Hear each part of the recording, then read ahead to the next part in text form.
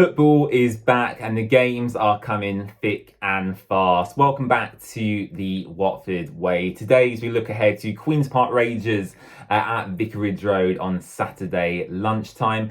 A bit of a local derby, if you want to call it that. I personally would not, albeit I do realise that QPR and Watford are relatively close in relation to football stadiums. But yeah, I wouldn't go as far to say that it's a vicious nasty derby. I think that's probably a bit of an over exaggeration, but yeah, there's certainly decent matches when we play QPR, both home and away, and I'm certainly looking forward to this one. Before we get into my thoughts on Queen's Park Rangers, we'll start with the Watford team news. Right, let's get into the Watford team news and we'll whiz through this as quickly as possible. As I record this video on Thursday lunchtime, Tom Cleverley has just completed his pre-match QPR press conference where he's spoken all about the current injured Watford players. So I'll rattle through this list as quickly as possible for you now. And the first player he discussed was on loan Bournemouth striker Daniel Jefferson, who has been out for a few matches with a small hip injury.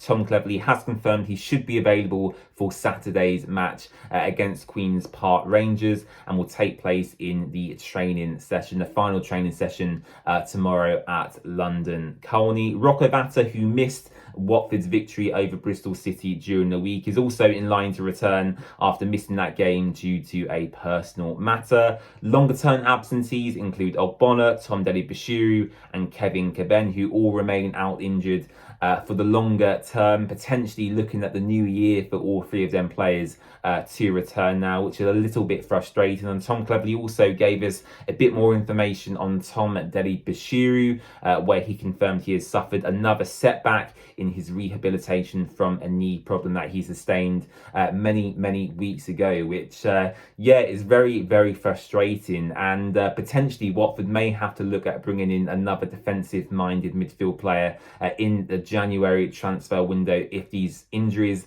do keep happening, because we are appearing to be very light in that position at the moment.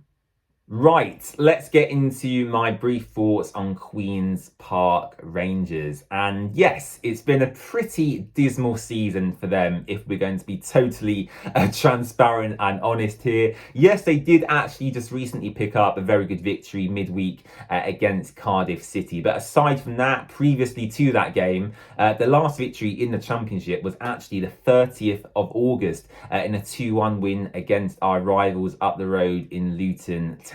So yeah, QPR having a pretty dismal start to the season, and in them situations you do have to feel sorry somewhat for the home and most importantly the away supporters in them instances, because going without a victory for that long up until the Cardiff City game yesterday evening must be really terrible, especially with the amount of money it costs to attend football these days. So I'm sure QPR fans were very happy to see the 3 points against Cardiff City. It doesn't move them out of the relegation zone. As I said, they are still 23rd in the table, just above Portsmouth at the moment.